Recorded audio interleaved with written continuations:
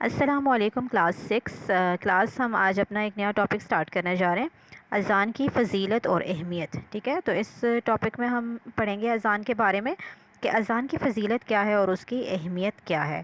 ٹھیک ہے، تو سب سے پہلے ہم دیکھ لیتے ہیں کہ اذان کے معنی اور مفہوم. اذان کے معنی ہیں، اذان کے لفظی معنی ہے اعلان کرنا اور اطلاع دینا. نماز کا وقت ہونے پر عربی زبان کے چند مخصوص کلمات بلند آواز سے پڑھے جاتے ہیں، ان کلمات کو اذان کہا جاتا ہے. ٹھیک ہے، اذان کی ابتدا کیسے ہوئی؟ اسلام میں اذان کی ابتدا کیسے ہوئی؟ مکہ میں مسلمانوں کو نماز پڑھنے کی آزادی نہیں تھی، کیونکہ جب اسلام پھیلا تو شروعات میں مسلمانوں کو نماز پڑھنے کی آزادی سے اجازت نہیں تھی. وہ چھپ کر نماز ادا کرتے تھے، اس لیے انہیں نماز کے لیے بلاوے کی ضرورت پیش نہیں آئی. ٹھیک ہے، جب مسلمان مکہ سے ہجرت کر کے مدینہ آ گئے تو یہاں کفار کا خوف نہیں تھا، تو انہوں نے سوچ بچار شروع کی کہ لوگوں کو نماز کے لیے بلانے کے لیے کیا طریقہ اختیار کیا جائے، یعنی لوگوں کو کیسے معلوم ہو کہ نماز کا وقت ہو گیا اور اب ہم نماز ادا کریں. تو حضرت عبداللہ بن زید بھی اسی سوچ میں مگن تھے. چنانچہ ان کو خواب میں اذان سکھائی گئی. انہوں نے ایک خواب دیکھا جس میں ان کو اذان سکھائی گئی.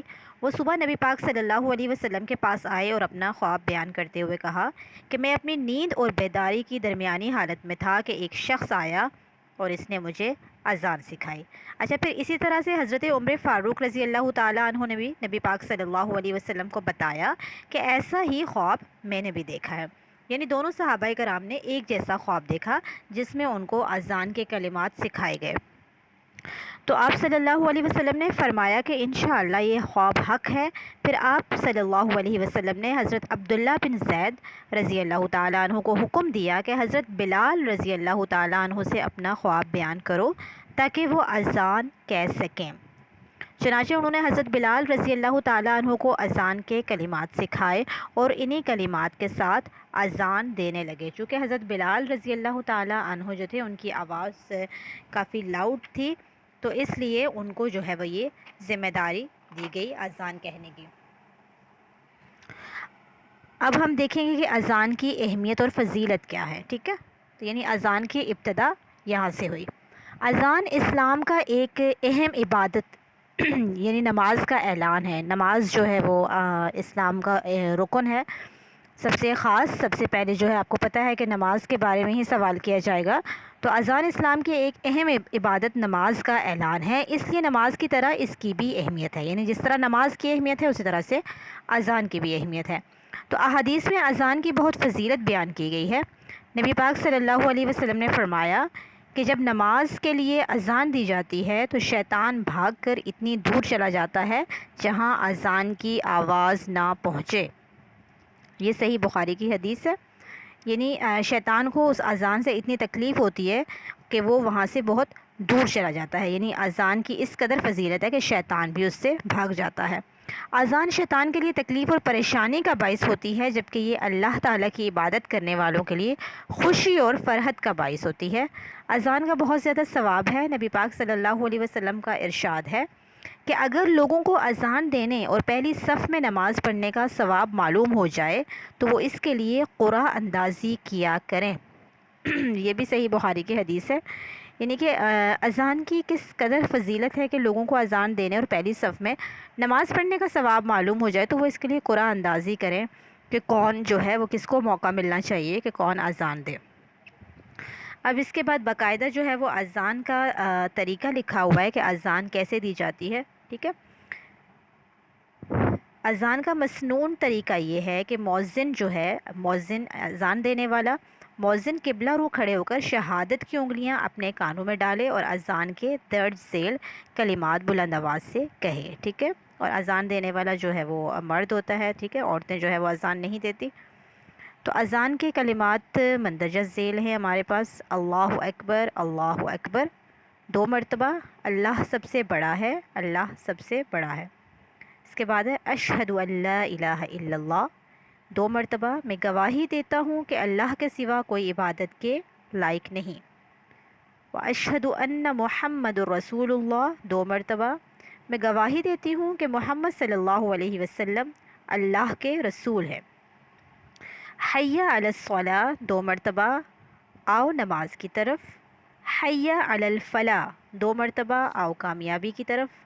اللہ اکبر 2 مرتبہ، اللہ سب سے بڑا ہے، لا الہ الا اللہ 2 مرتبہ، اللہ کے سوا کوئی عبادت کے لائق نہیں، ٹھیک ہے۔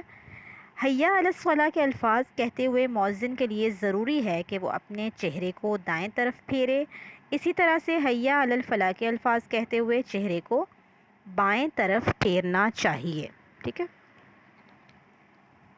نماز فجر کے وقت جیسا کہ آپ کو معلوم ہے کہ لوگ سو رہے ہوتے ہیں، نماز فجر کا ایسا ٹائم ہوتا ہے، اس لیے اس وقت اذان میں حیا علی الفلاح کے بعد ایک اور کلمے کا اضافہ کیا جاتا ہے، الصلاۃ خیر من النوم، ٹھیک ہے، جس کا ترجمہ ہے کہ نماز نیند سے بہتر ہے۔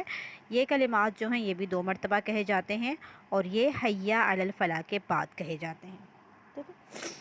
نبی پاک صلی اللہ علیہ وسلم جب اذان سنتے تو مؤذن کے الفاظ کو ساتھ ساتھ دہراتے جاتے تھے، یعنی جو مؤذن کہتا تھا آپ صلی اللہ علیہ وسلم بھی وہ الفاظ دہراتے جاتے، اور جب مؤذن حیا علی الصلاۃ اور حیا علی الفلاح کے الفاظ کہتا تو آپ صلی اللہ علیہ وسلم اس کے جواب میں لا حول ولا قوت الا باللہ کہتے۔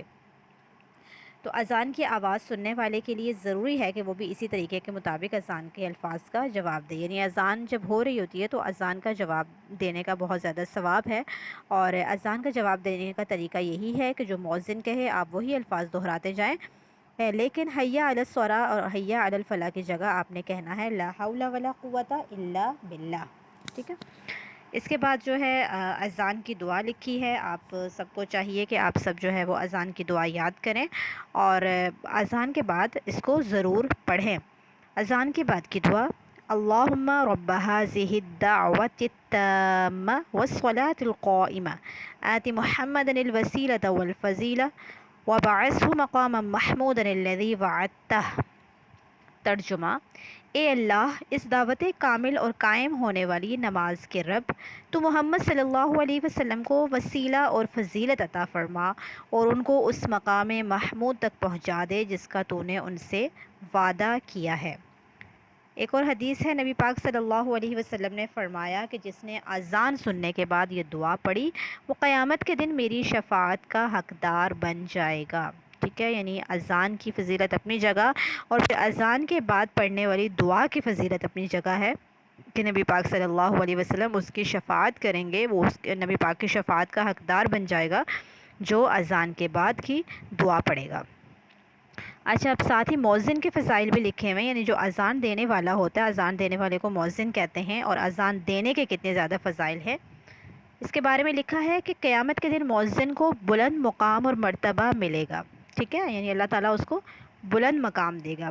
اذان دینے کی وجہ سے مؤذن کی مغفرت کر دی جاتی ہے، اللہ تعالیٰ اس کو بخش دے گا، اس کی مغفرت کر دے گا۔ مؤذن کی آواز جس چیز تک بھی پہنچتی ہے وہ قیامت کے دن اس کے حق میں گواہی دے گی، یعنی مؤذن کی آواز جہاں جہاں تک جا رہی ہے تو وہ ساری چیزیں مؤذن کے حق میں گواہی دیں گے۔ جو شخص صرف اللہ تعالیٰ کی رضا کے لیے 40 دن اذان دے گا وہ جنت میں داخل ہوگا، ٹھیک ہے، یعنی جو اللہ تعالیٰ کی رضا کے لیے 40 دن کے لیے اذان دے گا تو اللہ تعالیٰ اس کو جنت میں داخل فرمائے گا، ٹھیک ہے۔ یہ تھا ہمارا آج کا چیپٹر، اس میں جو ہے وہ آپ لوگ اذان کے بعد کی دعا کو ضرور یاد کریں۔ انشاءاللہ پھر نیکسٹ ٹاپکس کے ساتھ کنٹینیو کریں گے۔ اللہ حافظ، السلام علیکم۔